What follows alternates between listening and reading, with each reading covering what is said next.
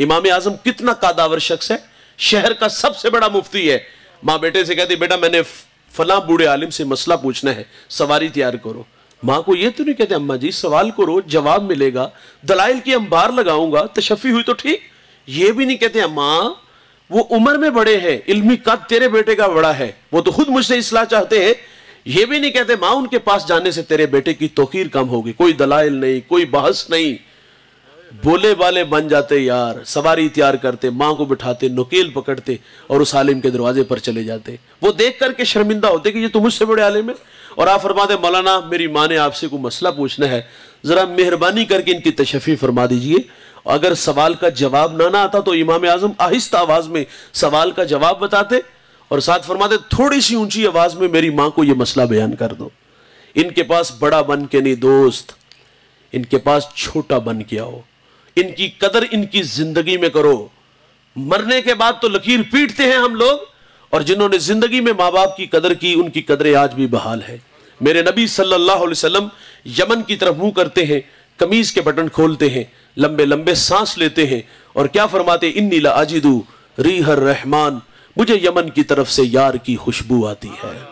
आप जानते वहां कौन था? वहां हजरत अवैस करनी रदी अल्लाह ताला अन्हो। यार सारी जिंदगी मुलाकात नहीं कर सके, शर्फ सहाबिया से मुमताज नहीं हुए, लेकिन ये लकब खैरुत ताबईन का मेरे मोहम्मद से नसीब होता है। उसे खैरुत ताबईन का लकब पाया, सारी जिंदगी हुजूर से मुलाकात नहीं कर सके।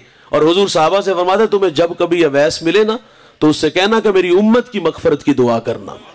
जो बेटे फरमा बरदार होते हैं वो मुस्तजाबुद दावात बनते हैं। खिदमत से रब मिलेगा, खिदमत से रब मिलेगा। बायजीद कितना बड़ा नाम है यार, तसव्वुफ के 10 बड़े इमामों में एक बड़े इमाम का नाम है। एक दिन माँ से कहा माँ अगर आप नाराज ना हो तो एक बात कहना ही है। कहा बेटा बोलो। कहा माँ आरजू अल्लाह को राजी कर लो, लेकिन अगर आप मुझे अपने हक माफ कर दो। माँ साबिरा थी। कहा शौक से जाओ, हसीनों के ख्वाब नहीं देखे कि माँ को नाराज किया। माँ से रुखसत इस बात की ले रहे हैं कि अल्लाह को राजी करना है। फरमाते जंगलों में, बयाबानों में, वीरानों में, गारों की तन्हाइयों में उसका नाम लिया। उठ दी बैंदी टुरदी फिर दी, सुते आते जाग दी, नाम जप दी रोते खप दी, वेह सुर इस राग दी, नाम जपिया कुर्ब मिलदा, नाम दी कर पूरी साम, शीशी विच कस्तूरी जेकर फिर जरूरत काग दी। इतना नाम लिया कि हस्ती ही मिटा दी। 12 साल बुस्तान के जंगलों में उसकी याद में तड़पने वाला। आप फरमाते एक दिन मैं सफर में था, सरेरा घर आया, जी चाहा कि माँ की कदम बोसी करता चलूं। सर्दियों की ठिठरती रातें हैं। फरमाते मैं दस्तक देने लगा तो एक आवाज आई, बायजीद ठहरो, अगर माँ को सुख नहीं ना दिया तो दुख भी ना दो, ये वक्त आराम का है। हमसाये ने आवाज दी थी, ये आवाज किसी फरिश्ते की थी? नहीं मेरे भाई, ये आवाज अपने जमीर की थी। फरमाते इस एहसास ने रोक लिया कि चलो माँ जब बेदार होगी कदम चूम के मंजिल की तरफ बढ़ूंगा। फरमाते सारी रात खड़ा रहा, तहज्जुद का वक्त हुआ, नाली से पानी बाहर आया, मैं जान गया कि माँ नमाज के लिए खड़ी हो गई। फरमाते मैंने दस्तक दी, माँ बाहर आई। माँ ने मुझे देखा, मेरे तन पे पैरहन फटा था, मेरी दाढ़ी में राख अटी थी। मुझे देखा और कलेजा पसीज आया और यूं हाथ उठा के कहा अल्लाह मैंने बायजीद को तेरी राहों में भेजा था और तूने अभी तक इसको अपना कुरब नहीं अता किया। बायजीद कहते वल्लाह ये माँ के मीठे बोल थे कि मेरी एक तसव्वुफ की मंजिल जो चिल्लों और मुराकबों से भी हल नहीं हो रही थी, माँ के हाथ उठने की देर थी कि मेरी रुकी हुई मंजिल उसी वक्त हल हो गई। आप फरमाते अल्लाह मैं तुझे जंगलों से ढूंढ रहा हूं, तू तो मेरी माँ के पास रहता है। और मेरे भाई जिसने जो पाया जितना पाया खिदमत से पाया, इज्जत से पाया, तो खिदमत से रब मिलता है।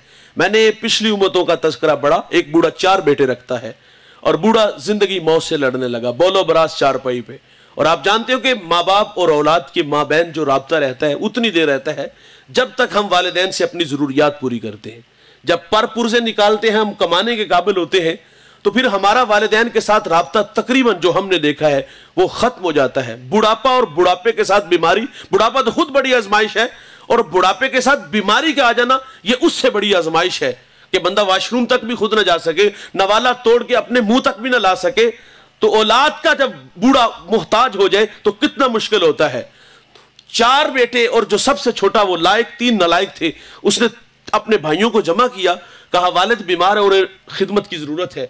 और अजीब सा फैसला है कि अगर वालिद کی خدمت میں کروں تو وراثت سے مجھے کچھ نہیں ملے گا، اور اگر آپ کرو گے تو آپ کو کچھ نہیں ملے گا۔ تینوں نے نظریں ملائی، دولت کے بھوکے تھے، وہ دولت لے اڑے، اور اس کی آرزو تھی میں اپنے والد کی خدمت کروں، اور اس نے پھر تا دم آخر جب تک باپ زندہ رہا خدمت کی، اور جب باپ دنیا سے گیا تو بیٹے پہ راضی تھا۔ ہمارے دیہاتوں میں جب ہمارے بوڑھے راضی ہوتے ہیں نا تو ایک جملہ بولتے ہیں، یقین جانو مرنے تک اس کا نشہ نہیں اترتا۔ میں کہتا ہوں یار مرنے سے پہلے اپنے ماں باپ سے وہ جملہ ضرور کہلائیے گا، اپنے عمل اور رویے سے۔ وہ جملہ کیا ہے؟ جب راضی ہوتے تو کیا ہمیں کہتے ہیں؟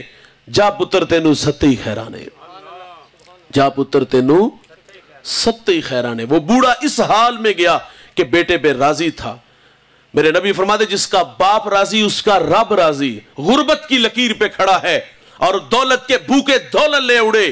ایک شب سویا، خواب میں ایک اللہ والا ملا، کہا بیٹا فلاں شجر کے نیچے 100 درہم پڑا ہے، اٹھاؤ لے آؤ۔ سوال کیا اس میں برکت ہے؟ تو فرمایا اس میں برکت نہیں ہے، کیونکہ کثرت اور برکت میں فرق ہے، کثرت اور ہے، برکت اور ہے۔ دوسرے دن پھر خواب میں ملے، کہا بیٹا وہاں 10 درہم پڑے ہیں، کہا برکت نہیں ہے۔ تیسرے دن پھر خواب میں ملے، کہا بیٹا وہاں 1 درہم پڑا ہے، کہا برکت، کہا ہاں اس میں برکت ہے۔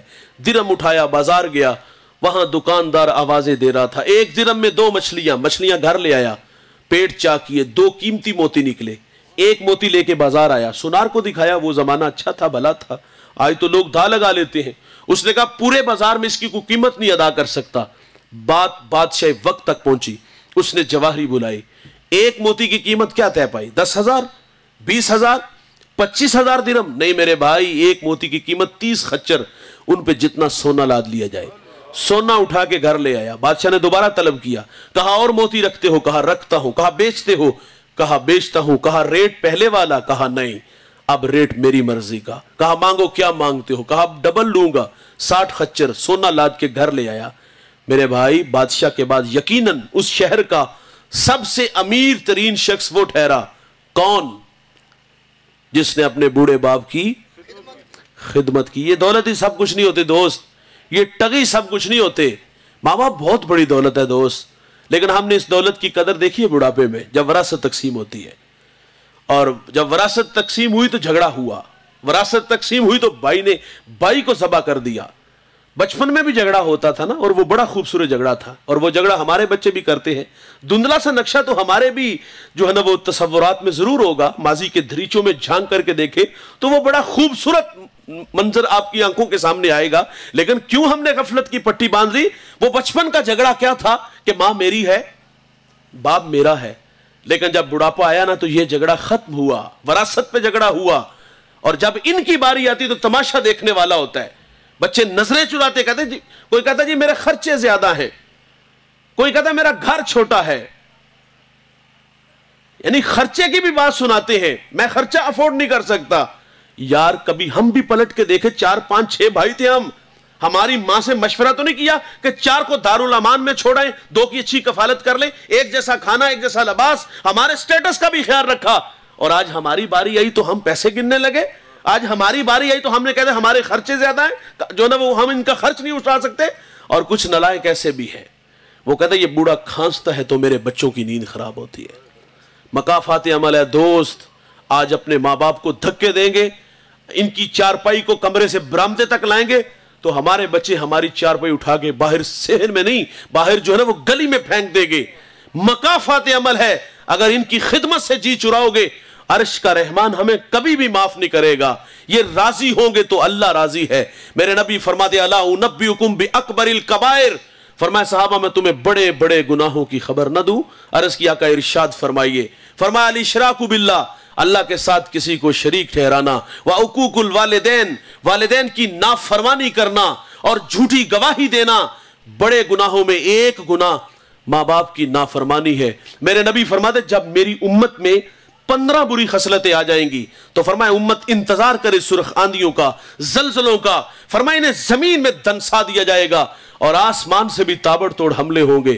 وہ 15 بری خصلتیں کون کون سی ہے؟ فرمایا جب حکمران طبقہ सरकारी खजाने को दोनों हाथों से लूटना शुरू कर देगा, और जिसके पास अमानत रखी जाएगी वो जाती माल समझ के हड़प कर जाएगा, और मालदार लोग ज़कात देना छोड़ देंगे, उलमाए दीन दुनिया के तलबगार बन जाएंगे, आदमी बीवियों के फरमाबरदार होंगे, माओ के नाफरमान हो जाएंगे, दोस्त के साथ हुस्न सलूक से पेश आएंगे, बाप के साथ बदसलूकी करेंगे, और शराबें आम होंगी। इस उम्मत का अव्वल आखिर पे लान तान करेगा। फिर क्या होगा? सुरख आंधियां चलेंगी। फिर क्या होगा?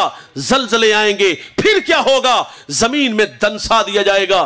फिर क्या होगा? आसमान से यालाबारी होगी। कब जवानों? जब माँ बाप औलाद के रवैयों से दुखी और नाला होंगे, फिर रहमत खुदाबंदी उस कौम के बेटों से नाराज हो जाएगी। और नाराजगी का इजहार मैंने अर्ज किया, कभी सुरख आंधियां, कभी जलजले, कभी जमीन में दनसा दिया जाएगा। एक साहबी ने हुजूर से अर्ज किया, हुजूर क़यामत कब आएगी? कोई निशानी तो इरशाद फरमा दे। आका फरमाते, जब माएँ जलील हो जाएंगी। जब माएँ जलील हो जाएंगी तो क़यामत आ जाएगी। और ये घर घर की कहानी है। मेरे एक मिलने वाले हैं, मेरी मुलाकात हुई, चेहरा उतरा हुआ था, तो मैंने कहा खैरियत? तो फूंट फूंट के रोने लगे। मैंने कहा कुछ बताएं तो सही। मुझे कहती, आज बेटे ने मुंह पे थप्पड़ मारा है। यकीन जानिएगा, उस बुढ़िया ने मेरा हाथ पकड़ के अपने सर पे रखा, करीब था कि फट ही जाता। मेरी 1-2 हफ्ते बाद दोबारा मुलाकात हुई, मैंने आप दीदा देखा। मैंने कहा जालिम ने फिर मारा। मुझे कहती, उसने कुछ नहीं कहा, तेरी बातों ने दुखी किया। मैंने गुजारिश की, मैंने आपको क्या कहा? मुझे कहती, तेरी ये बातें मैंने सोशल मीडिया पे सुनी, बहुत सारे लोग तेरे सामने थे, मेरा दिल डूबने लगा, खौफ खाने लगा कि इतने लोगों में से किसी ने मेरे बेटे को बद्दुआ ना दी हो। मैंने कहा, जालिम, तू थप्पड़ मारता है और वो तेरी जिंदगी की भीख मांगती है। जब माएँ जलील हो जाएंगी तो क़यामत आ जाएगी। जनूबी पंजाब से एक साहिब कॉल करते, मौलाना आपसे मशवरा करना है, मेरी कहानी सुनिएगा, आप भी सुनिएगा। वो कहता, जवानी में माँ बेवा हुई, अकेला हूँ, कोई बहन भाई नहीं। इस बात का पूरी शिद्दत से एहसास कि माँ के एहसान मेरे कंधों पे बड़े हैं। लोगों के घरों में बर्तन मांजे, झाड़ू दिया, बड़ी मेहनत से पाला पोसा। आज मैं बड़ा हो गया, जवान हूँ, शादीशुदा हूँ। जो मसला है घर में नूह सास का झगड़ा है, जो मैं देखता हूं मां का कसूर कुछ ज्यादा है, घरवाली का कुछ कम। मैं दुराहे पे खड़ा हूं, आप मुझे मशवरा दो, मैं क्या करूं? मैंने कहा, दरगुजर करो, घरवाली को समझा, यार जिस तरह पीछे मां छोड़ाई हो, ये भी मां है। मुझे कहता है, मौलाना मेरे जहन में एक तरकीब आई है। मैंने कहा, क्या तरकीब आई है? वो कहता है, मैं अपनी मां का निकाह ना कर दूं।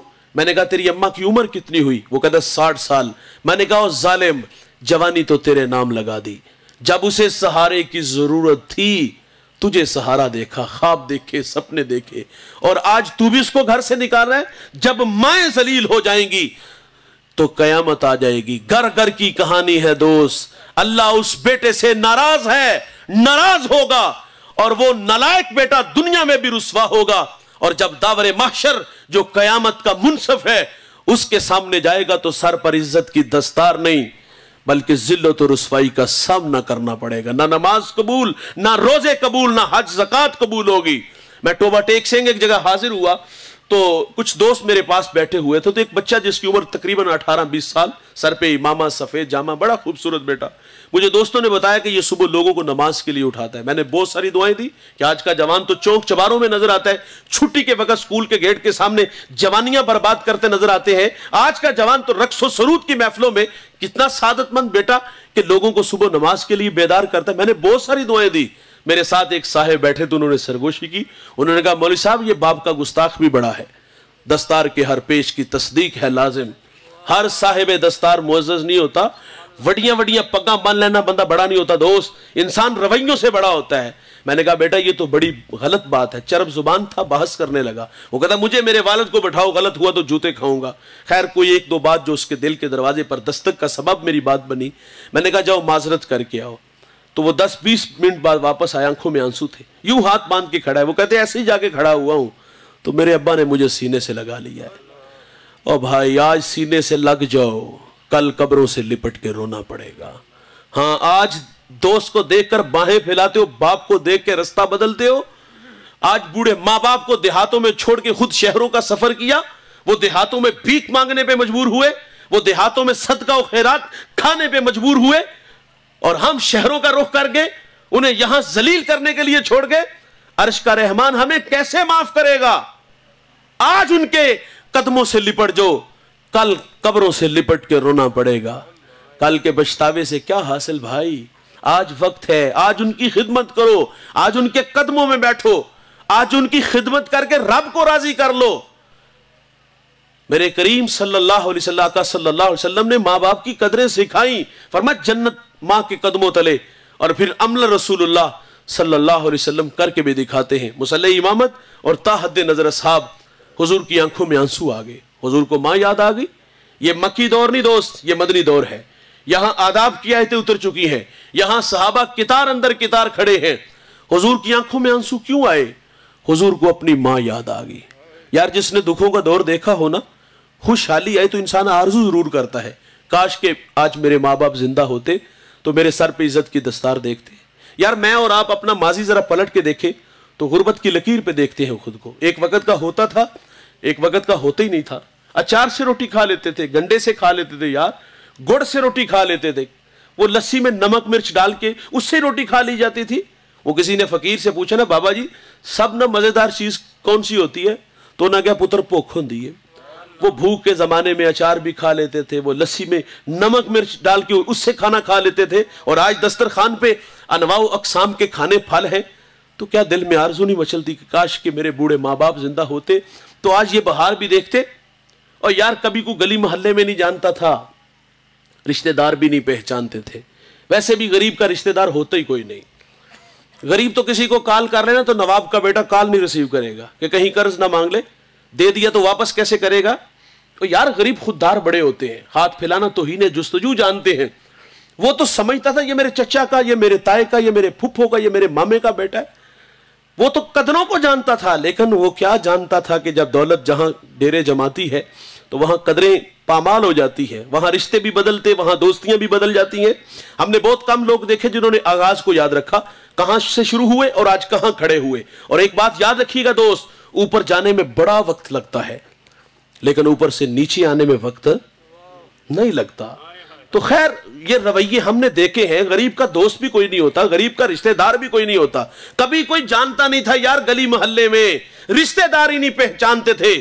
آج پوری دنیا میں شہرت، آج پورے شہر دینا میں شہرت، انسان آرزو کرتا ہے کاش میرے ماں باپ ہوتے تو یہ شہرت، یہ عزت، یہ تکریم، یہ پیار کی کائنات دیکھتے۔ انسانی فطرت ہے۔ اور یار کبھی پاس سائیکل نہیں ہوتا تھا، آج جہازوں کے سفر، دوڑتی گاڑیاں، فلک بوس عمارتیں، بنگلے پلازے۔ انسان آرزو نہیں کرتا کاش ماں باپ ہوتے تو آج یہ بہار بھی دیکھتے۔ میرے ایک دوست نے گاڑی لی، میں نے مبارکباد دی، آنکھوں میں آنسو تھے۔ میں نے کہا خوشی کے ہیں یا ماضی کی تلخیاں؟ مجھے کہتے ہیں ایک زمانہ تھا ماں بیمار ہوئی اور میرے پاس اتنے پیسے نہیں تھے کہ میں ماں کو گاڑی پہ بٹھا کے ہاسپٹل لے جاتا۔ وہ کہتا ہے ماں کو گدھا گاڑی پہ بٹھایا اور ماں راستے میں ہی زندگی کی بازی ہار گئی۔ وہ کہتا ہے سب کچھ ہے، ماں نہیں ہے۔ مرنے والے یہ بات کیا جانے، جینے والوں پہ کیا گزرتی ہے۔ اپنوں کے بغیر دوستو زندگی بڑی ادھوری ہوتی ہے۔ انسانی فطرت ہے، وہ آرزو کرتا ہے کاش کے ماں باپ ہو۔ حضور کو ماں یاد آئی، اور میرے نبی کی والدہ کب بچھڑی؟ جب حضور کی عمر 6 سال تھی۔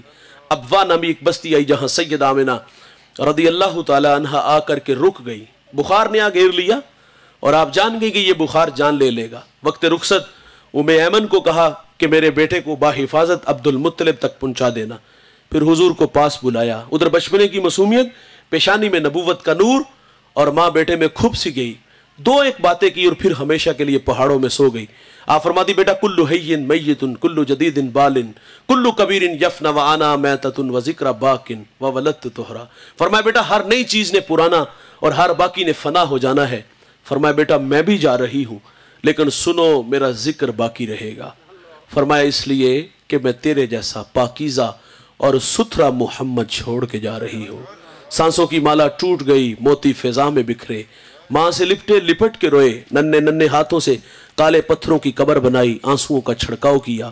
پھر جہاں تک ماں نظر آتی رہی، میرے نبی پلٹ پلٹ کے ان کالے پتھروں والی قبر کو دیکھتے ہیں۔ میں سیدہ آمنہ کے مزار پہ 2 دفعہ حاضر ہوا ہوں۔ پہلی دفعہ حاضر ہوا کا وقت تھا، پہاڑ کے نیچے تھا، ماحول خاموش تھا، ہوا کا کہیں سے ایک جھونکا بھی نہ آیا، لیکن جب سیدہ کے قدموں میں جا کھڑا ہوا، یقین جانیے گا ایسا لگا کہ اللہ نے جنت کے 8 دروازے ہی کھول دیے ہوں۔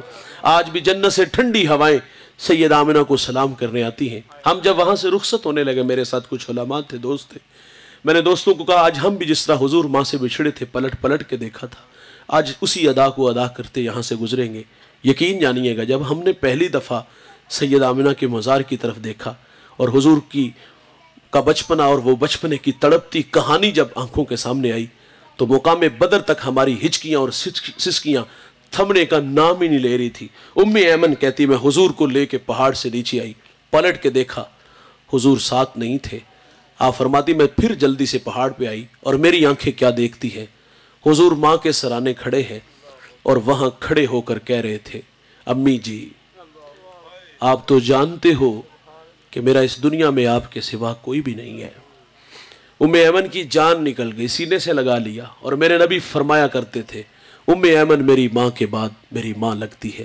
آج بچھڑی ماں کی یاد آئی، مصلی امامت ہے دوست اور تا حد نظر اصحاب ہے، آنکھیں برس پڑی، صحابہ کو کلام کیا، کاش ہم ماں جی ہوتے، نماز عشاء تمہیں پڑھا رہا ہوتا، سورۃ فاتحہ کی قرات بھی کر چکا ہوتا، میری والدہ کو مجھ سے کوئی کام یاد آ جاتا، مسجد نبوی کے دروازے پر آ کر کہتی ابن محمد میرے بیٹے محمد میری بات سنو، حضور فرماتے نماز توڑ کے پہلے ماں کی بات کو سنتا۔ ماں بڑی دولت ہے دوست، اس دولت کی قدر کرو، ایک بار آتے ہیں دوست یہ دوبارہ نہیں آئیں گے، ناراضگی نہ زندگی سے راستہ مانگو گے، زندگی ہمیں کبھی بھی راستہ نہیں دے گی۔ قدر کرو یار، اگر یہ ہے مانا کہ بڑے ہو گئے ہو یار، آپ کے کندھوں پہ بہت ساری ذمہ داریاں ہیں، لیکن میرا کہنا ہے کہ کیا 24 گھنٹوں میں سے 1 گھنٹہ آپ کے پاس نہیں جو آپ اپنے ماں باپ کے لیے مختص کر دو؟ یار وہ 1 گھنٹہ اپنے ماں باپ کے قدموں میں بیٹھا کرو، ان کے پاؤں دبایا کرو، ان کے ساتھ گپ شپ لگایا کرو، ان کے لیے باہر سے تحائف لایا کرو، انہیں کبھی کبھی باہر گھمانے پھرانے لے جایا کرو، اور یار انہیں باہر کبھی ہوٹل سے کھانا کھلانے لے جایا کرو۔ یار کبھی اپنے والد سے پوچھو ابا جی کو اپنے بچپنے کی کہانی سناؤ، ہاں کوئی پرانا گوڑا یار سناؤ، ہمارے دوست نہیں ہیں، ہم اداس نہیں ہوتے۔ اب تو یہ چلنے کے قابل نہیں یار، اب تو سفر نہیں کر سکتے، اب تو ان کے پاس ذرائع نہیں ہے، وہ آپ تو لے جا سکتے ہو، ابا جی سے کہو نا ابا جی کو پرانا یار، کبھی کبھی پرانے دوستوں سے ملانے لے جایا کرو۔ مرتے بوڑھے اس وقت ہے دوست جب ہم اپنے ماں باپ کو ٹائم نہیں دیتے۔ اولاد سمجھتی ہے کہ ہمارا فرض صرف اتنا کہ ہم ہفتے بعد یا 15 دن بعد 500,000 خدمت کر دیتے، بس اتنا ہی کافی ہے، اور یار یہ ہمارے پیسوں کے بھوکے، ہمیں غلطی لگی، زندگی میں بڑا کمایا یار، اور وہ کما کے خود نہیں کھایا، ہمارے اوپر خرچ کیا، یہ ہمارے پیسوں کے بھوکے نہیں ہوتے دوست۔ ان کی اب آرزو ہوتی ہے، میں نے 40 سال پردیس کے دھکے کھائے، میں نے فیکٹریوں میں 18 20 گھنٹے کام کیا ان بچوں کے مستقبل کے لیے، اب بوڑھوں کی آرزو ہوتی ہے کہ ہمارے بچے ہمارے ساتھ کچھ وقت گزارے، لیکن ایک ہی گھر میں رہتے ہوئے ہم کتنے اجنبی بن کے رہتے ہیں، مہینے گزر جاتے ہیں یار، ماں باپ سے ملاقات ہی نہیں ہوتی۔ ان کے پاس بیٹھا کرو، مشورہ لیا کرو، آپ پڑھے لکھے زیادہ ہو سکتے، تجربات آپ سے زیادہ رکھتے ہیں، یقین جانو ان کے قدموں میں بیٹھو گے تو زندگی کے گر سلیقے ملیں گے، لیکن افسوس کہ ہم بڑے ہوئے تو ماں باپ سے ہمارے رابطے تقریباً ختم ہو گئے۔ ان کو صرف آپ کی توجہ کی ضرورت ہے، ان کی آرزو ہے کہ ہمارے بچے ہمارے پاس بیٹھا کریں۔